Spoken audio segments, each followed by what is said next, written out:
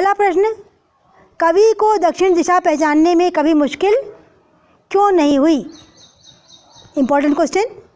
इसका उत्तर लिखेंगे, कवि को दक्षिण दिशा पहचानने में इसलिए कभी मुश्किल नहीं हुई क्योंकि कवि की माँ ने उसे समझा दिया था कि दक्षिण दिशा में पैर करके मत सोना, दक्षिण की दिशा में यमराज रहता है। दक्षिण दिशा मौत की दिशा है। माँ के आज्ञाकारी पुत्र कवि ने इसे भली भांति अपने जीवन में अपना लिया। प्रश्न नंबर 2, कवि ने ऐसा क्यों कहा कि दक्षिण को लांघ लेना संभव नहीं था? इम्पॉर्टेंट क्वेश्चन है ये भी।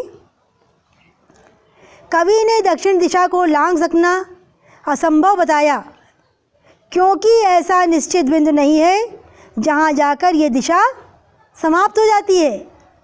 दक्षिण में चलकर हम जहाँ भी ठहरते हैं उसके आगे से फिर दक्षिण दिशा शुरू हो जाती है। इस प्रकार दक्षिण को लांघ पाना संभव नहीं था। प्रश्न नंबर 3, कवि के अनुसार आज हर दिशा दक्षिण दिशा क्यों हो गई है? कवि के अनुसार आज हर दिशा दक्षिण दिशा बन गई है क्योंकि नंबर 1, उसकी माँ ने जब उसे दक्षिण दिशा का ज्ञान कराया था तब से आज की परिस्थितियाँ बदल चुकी हैं। पॉइंट नंबर 2, सभ्यता का विकास खतरनाक दिशा की ओर बढ़ता गया।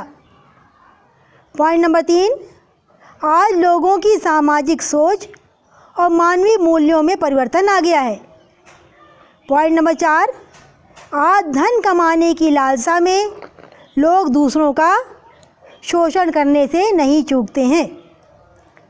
पॉइंट नंबर 5, आज समाज में धन लोलुपता बढ़ी है। धा ना धन, ला ला में ओक मतलब लो, ला ला में छोटक मतलब लू, प ता ता में आग मतलब ता, लोलुपता बढ़ी है जिससे शोषक चारों ओर फैल गए हैं। प्रश्न नंबर 4, भाव स्पष्ट कीजिए। सभी दिशाओं में यमराज के आलीशान महल हैं और वे सभी में एक साथ अपनी दहकती आँखों सहित विराजते हैं। तो इसका अर्थ बच्चों, प्राचीन परंपरा अनुसार लोगों का मानना था कि यमराज दक्षिण दिशा में रहता है। उस समय लोगों में न इतनी धन लोलुपता थी और न मानवीय मूल्यों का इतना ह्रास हुआ था। आज सभ्यता के खतरनाक विकास के साथ लोगों में स्वार्थ तथा शोषण की प्रवृत्ति बढ़ी है। वे शोषण करने वाली शक्तियाँ किसी एक दिशा तक सीमित न रहकर चारों ओर फैली हुई हैं। पाठ काफ़ी छोटा सा है तो इसमें रचना अभिव्यक्ति प्रश्न भी मैं इसी में करा दे रही हूँ। प्रश्न नंबर 5वां, रचना और अभिव्यक्ति। कवि की माँ ईश्वर से प्रेरणा पाकर उसे कुछ मार्गनिर्देशन देती है। आपकी माँ भी समय समय पर आपको सीख देती होंगी का वो आपको क्या सीख देती हैं? तो उत्तर लिखें आप लोग।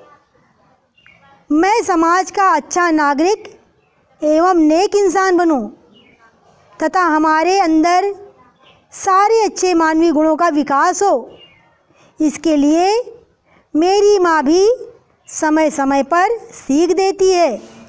उनमें से कुछ निम्नलिखित हैं।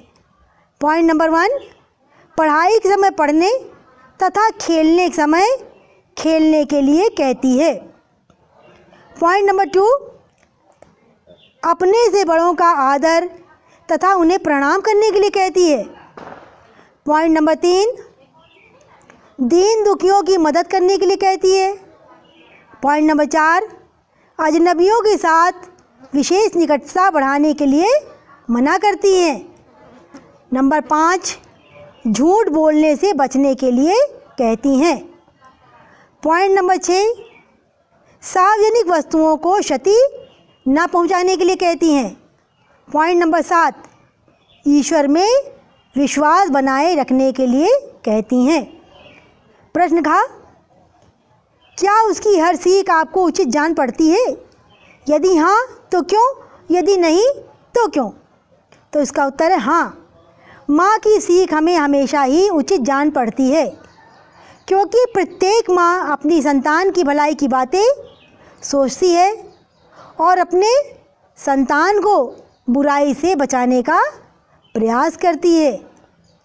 प्रश्न नंबर 6, कभी कभी उचित अनुचित के निर्णय के पीछे ईश्वर का भय दिखाना आवश्यक हो जाता है। इसके क्या कारण हो सकते हैं? तो इसका उत्तर है ईश्वर का भय दिखाना इसलिए आवश्यक हो जाता है जिससे पॉइंट नंबर 1, हम अनैतिक कार्य ना करें। पॉइंट नंबर 2, हमारी ईश्वर में आस्था बनी रहे। पॉइंट नंबर 3, हम असत्य तथा बुराई का दामन ना पकड़ें। पॉइंट नंबर 4, हम मर्यादित जीवन जिएं। बस इसी के साथ हमारा ये पाठ यमराज की दिशा समाप्त होता है। आप सभी बच्चे अपने प्रश्नोत्तर को सुंदर सुंदर राइटिंग में अपनी कॉपी में करें, उसको याद करें। बस इन्हीं शब्दों के साथ मैं अपनी वाणी को विराम देना चाहूँगी। सबका दिन मंगलमय हो।